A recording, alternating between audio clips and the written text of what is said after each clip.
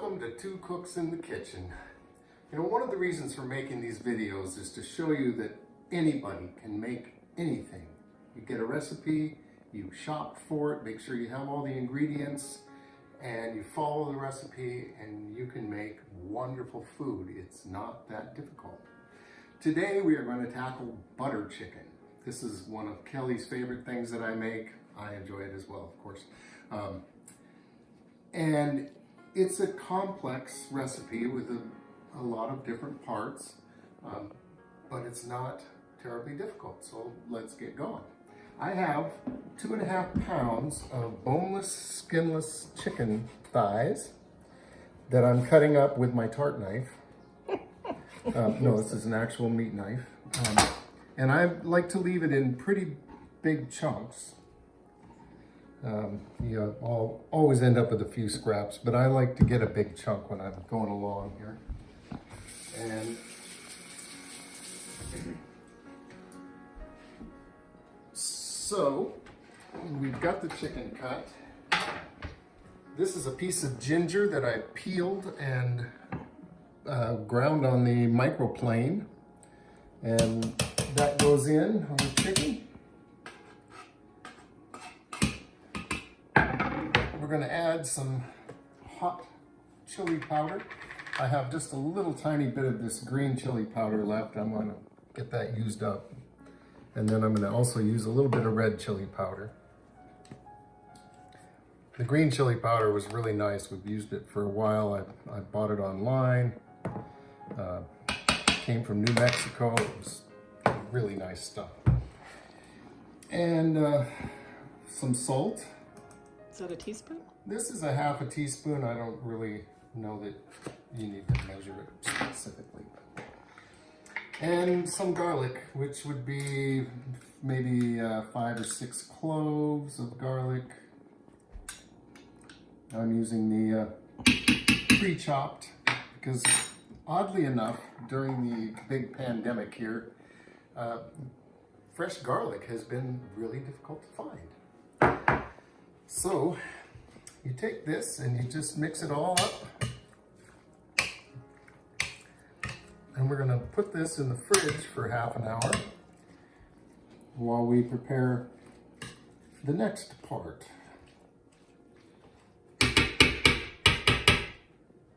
So that is step one. All right, so while our chicken is chilling, we are going to make a little sauce that goes on the chicken. Starting with a little container of, it says 5.3 ounces, whatever. A small container of plain yogurt. This happens to be Greek yogurt, just the plain is the important part. That goes into our bowl, to which we're going to add some turmeric,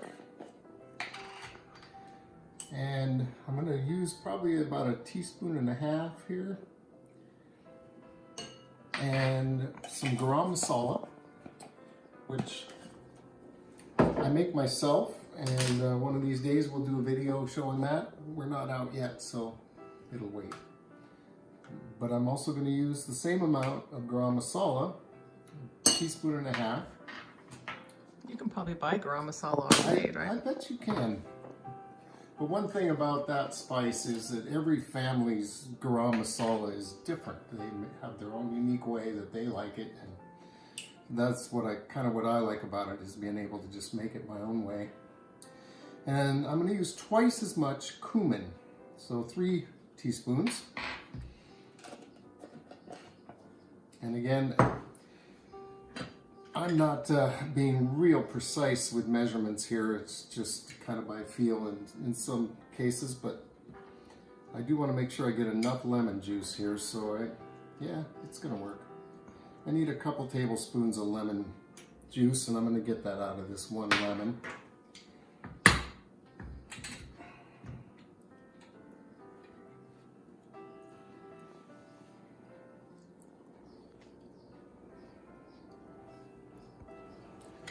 Okay, and then we're just going to mix this all up.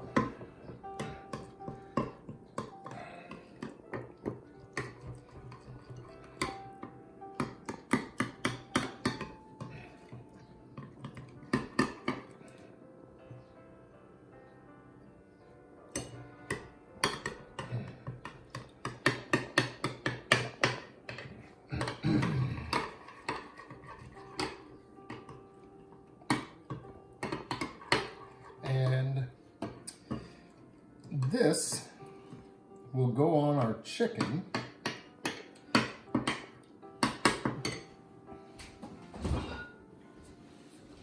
Which has been chilling.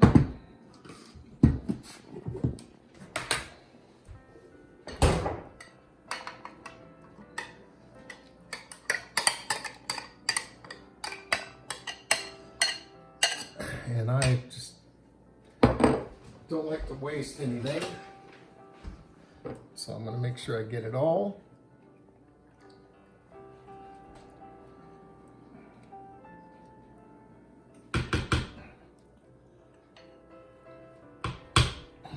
Okay. So once this is thoroughly mixed in with our chicken here, this goes back in the fridge and chills for another 3 to 4 hours. This gives you time to finish your puzzle or whatever while you wait for this to be all marinated and ready. Yeah, see there? Look at all that flavor just swimming around in that bowl. Okay, that's part 2.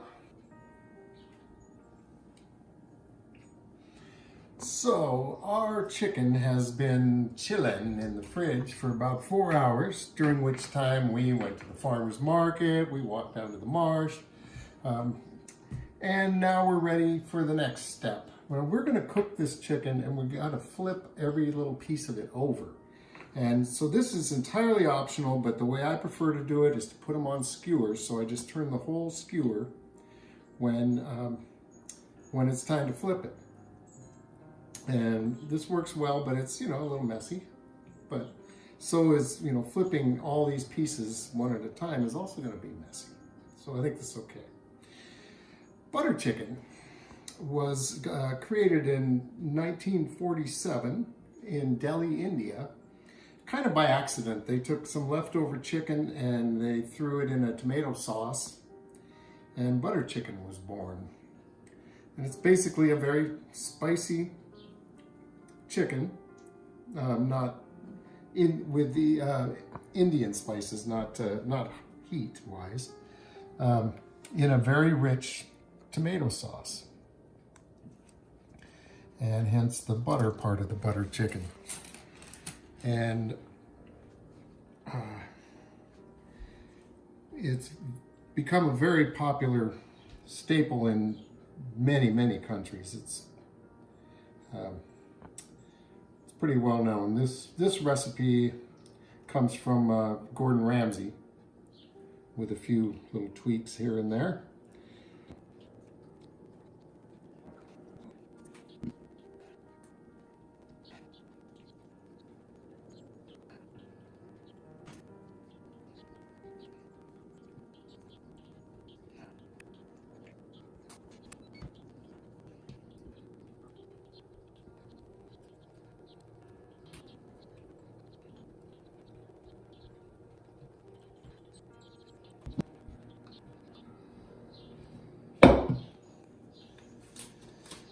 And there we have it. Now this is going to go in a 350-degree oven for 10 minutes. Then we're going to put a little oil on it, turn them over, and cook it for another 10 minutes. Okay. So we've been in the oven for about 12 minutes here. And it's got a nice little brown going on top. Sprinkle just a little bit of olive oil on these so that when I turn them over they don't stick. I already sprayed this foil with some coconut cooking spray, coconut oil. So this will just give it a little more help. And then just carefully I'm going to turn these. So I'm trying to make sure I turn everything. It's a little bit of a trick, but always seems to work. I've made this dish a lot of times. This is really just a wonderful thing to make. Everybody loves it. My mouth's watering right now. Okay, and that's going to go back in for another 10 to 12 minutes. And our chicken will be done.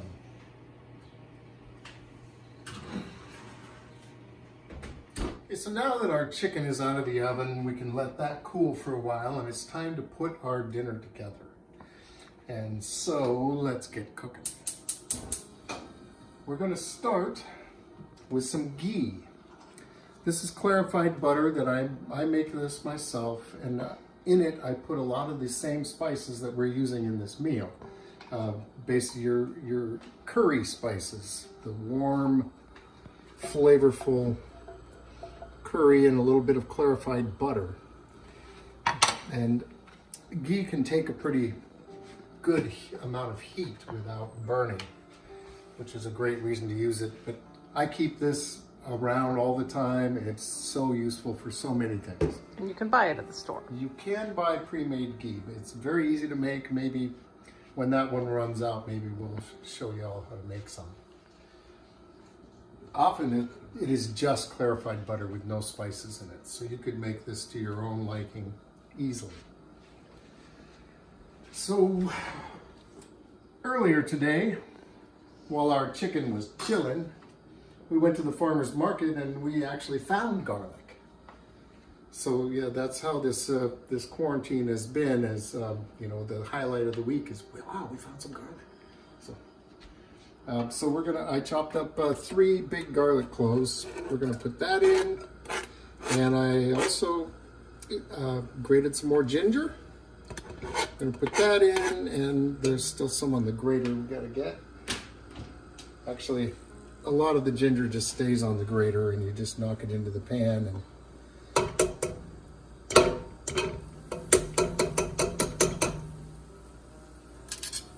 not gonna do that with a knife, that's for sure.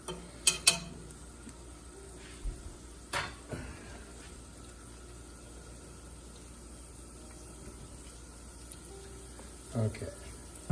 Now that ghee, just the spices in it just smells so good when it starts to heat up. So we're already smelling like a good dinner here. So we let this stuff get going just a little. And this calls for 2 crushed cardamom pods.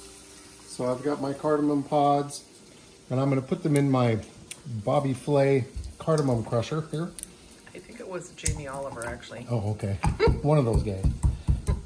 And crush them down, and then into the pot they go. Now, with all the spices we put on that chicken, we were just getting started.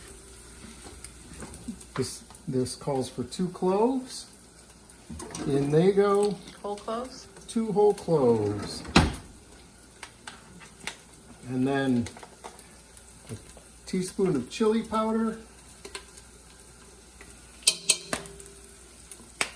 A teaspoon of turmeric. And these are really your basic curry spices. They're just those warm, comforting flavors that all meld together in a good curry. Garam masala. And this is a heaping teaspoon of each of these is going in here. And our last one is coriander.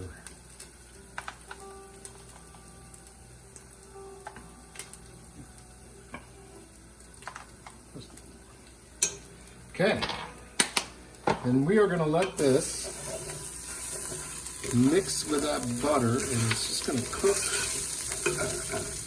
And as it cooks, it just gets more fragrant, and this really develops some flavor, as well as just makes the house smell great. And this is the point at which everybody starts to get hungry, but we're a long ways from dinner. Okay, so this is really fragrant now. It's just filling the house with this delicious smell. And you can see it's just starting to smoke a little bit. So we are going to add 1 large can of tomato puree.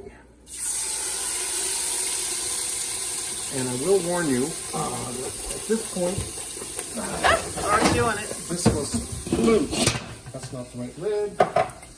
Oh, look at it's doing though. It's already covering the lid. Yeah. Well, it was really hot. I was not prepared. I need to warn you all that you need to be prepared at this step for the big sploot. And to this we will also add about a tablespoon of lemon juice. I just have a little lemon here and I'm just going to use the whole thing. And you can always add more lemon juice later if it feels like it needs a little more acid.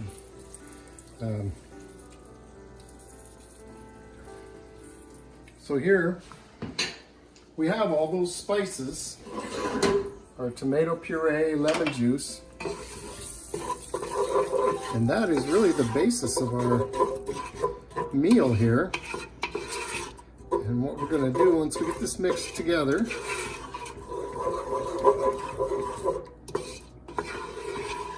is we're going to bring the chicken in here.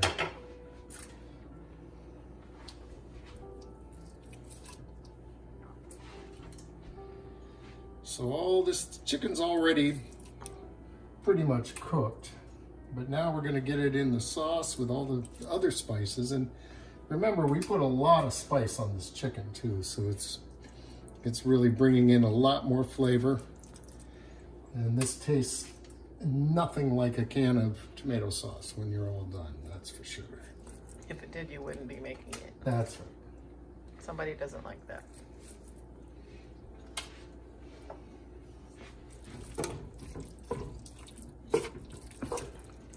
So this is all coming together as a wonderful, wonderful curry. But we're not quite done. It's, after all, it's not called tomato chicken or even curry chicken. There are a couple more ingredients that make this butter chicken. One of them, believe it or not, is butter. Half a cube of butter goes in there, and this just melts in and smooths all this out with the tomato sauce. But the other ingredient that we're going to get in here is a half a cup of heavy cream.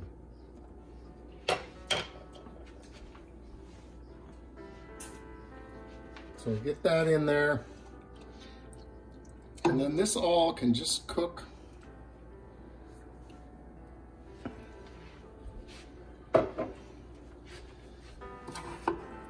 I'm going to let this all just simmer together for at least an hour, just to get all those flavors to marry and get this all mixed together. And then we'll make some rice to serve it with.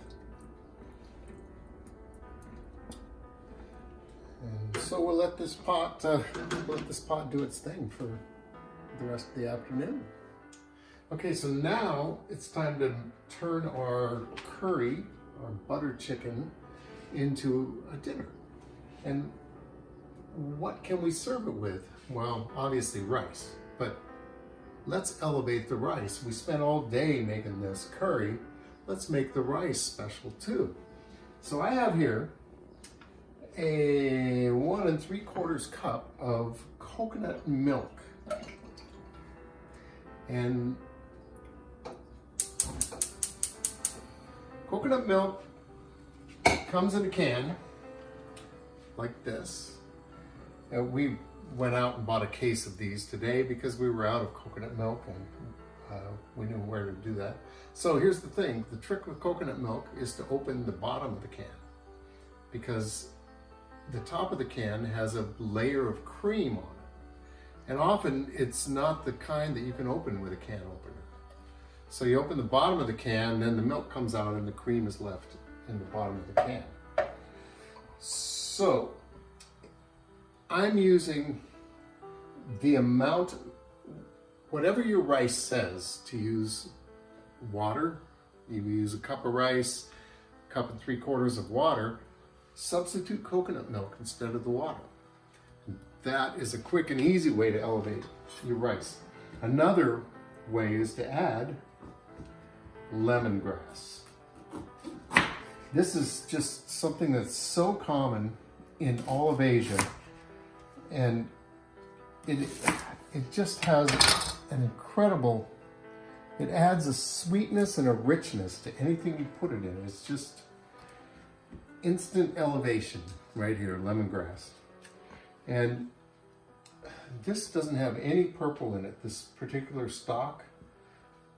But generally what you look for is you go up the stock until the purple disappears. This is all totally green. So to release the flavor from lemongrass, it's really good to just pound it a little. You want to just kind of open it up, and then those flavors will be coming out in our rice. And it's just, it's an extra level of elevation that most people aren't expecting. Oh, you're knocking the pots around. Okay, so put that in here with our coconut milk, and as soon as this starts to boil, we're going to add our rice. Now I took a cup of rice and I rinsed it to get the extra starch off the outside of the rice, which will make for a little bit perkier rice. It won't be all clumpy and extra wet. And that was like, was that, I think it's jasmine rice? I don't know what it was. I think it is, I know. Nothing says. We keep reusing the container. It's a bulk rice. I think it's jasmine or basmati. It'll be good. This is kind of a medium long grain, which will be nice with our curry. So we're going to stir that around, let it come back to a boil, and then just cover it. You're gonna turn it down. And cook it.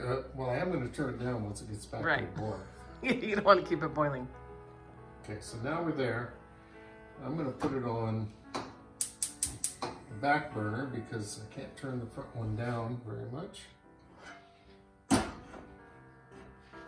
The beauty of multiple burners. We love this stove. We used to have a flat top, and at one point only 2 burners worked. And now we have 5 beautiful gas burners. Okay, so now we're in there.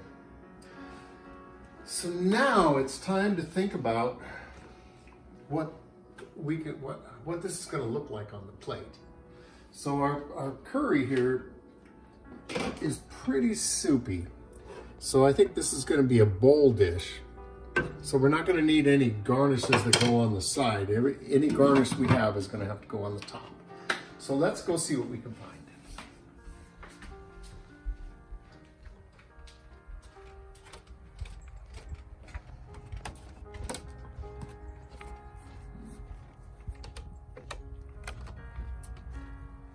So we do have some cilantro, which the recipe actually calls for to be placed on top. They call it, it's an English recipe, so they call it coriander. And we just wait until it seeds before we call it coriander. And then I think I'm going to use a marigold flower.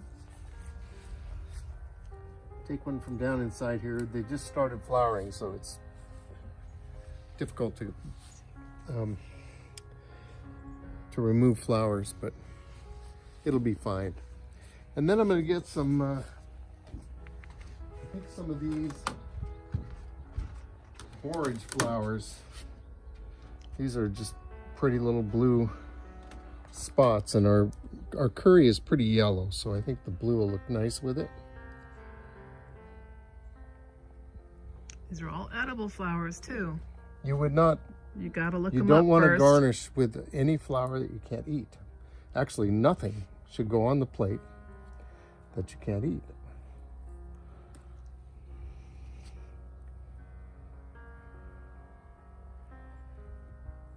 Okay, so I think this looks like it's going to be plenty.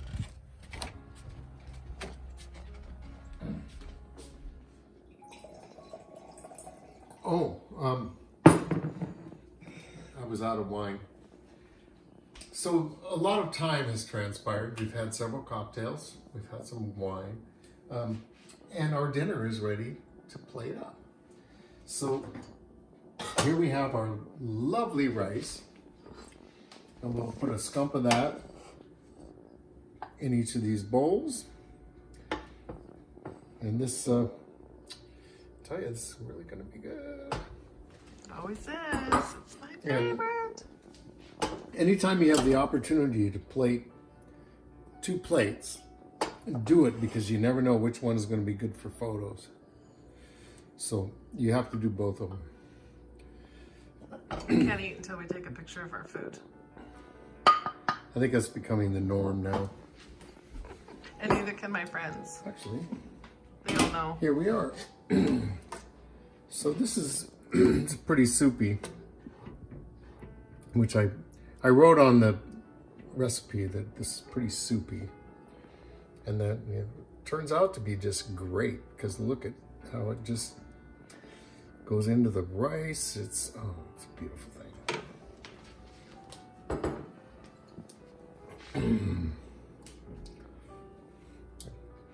And when we first put everything together and I tasted it, it tasted a little tomatoey to me. And the actuality now is that it does not. So let's see. First we want our cilantro.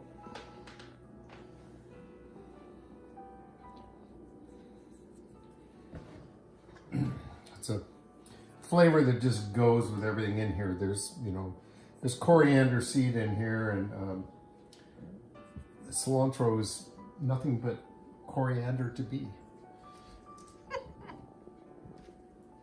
And I did also grab some chive flowers, because I like how you can make them rain. Well, the purple's such a pretty contrast.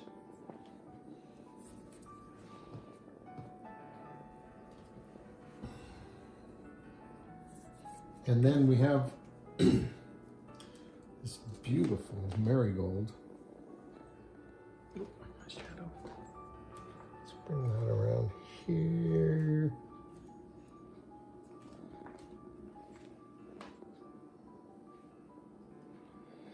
Just put things on in odd numbers, so let's have maybe 3 marigold petals on it. Oh, that one didn't work. Now we know which bowl's going to be the good one.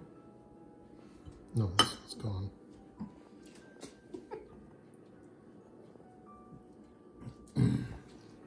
This is usually a team effort, but someone has to hold the camera. And we have our barrage. It's a barrage.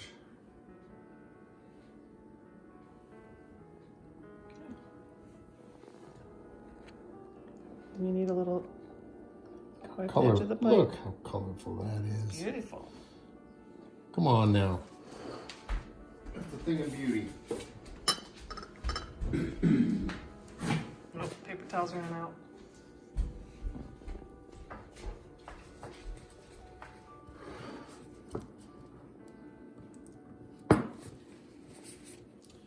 Little wipe of the plate. And look at that. And let's add some Malden salt to finish this off. A little bit of sprinkles. Oh, that's really good. This is going to be delicious. We're pairing this tonight with a lovely Rombauer Chardonnay. This is the actual cougar juice. And you'll notice we have cougar pourer. This would be a great combination with this. Another would be a lighter white wine like a Sauvignon Blanc, but we're going with this. It's one of our favorites. Don't let anyone tell you that you can't drink any wine with any food, because whatever you like is what's right. Okay, So go ahead, here take we a are. bite. Do I have to? You do, but not the prettiest one because we still have to take a picture. Okay, I'll take a bite. Okay. I guess this one's not quite as pretty. I'll eat the ugly child. Yeah, there you go. I used to be the ugly child, so. You could never have been the ugly child.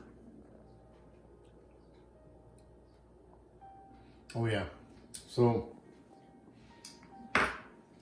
the thing about curries and the thing about these spices is it's always warm and comfortable. It's like seeing a friend, an old friend again. It's there's got to be words for it, but I don't know what they are. It's amazing and delicious and stunning. But that, yeah. And it's my just, favorite. it's so comfortable, and it just makes you feel like you're at home. And this is a meal that says, honey, I'm home.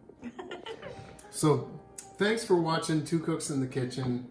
We'll be back again next Tuesday with another something. I don't know what it's going to be. So it's interesting that you can't eat your food without taking a picture of it these days. So that's what happens.